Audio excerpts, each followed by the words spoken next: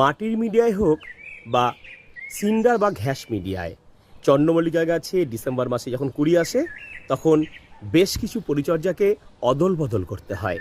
হ্যাঁ, কোনোরকম কোনো মাইক্রোনিউট্রিয়েন্ট বা এপসাম সল্ট একেবারে দেওয়া বন্ধ করে দিন। একমাত্র ফাঙ্গিসাইড এবং পেস্টিসাইড সপ্তাহে একবার অ্যাপ্লাই করুন, আর অ্যাপ্লাই করুন এই 10-26-26 ফার্টিলাইজারটি। এটা 2 গ্রাম 1 লিটার জলে এই অনুপাতে আপনাদেরকে ভিজিয়ে রাখতে হবে।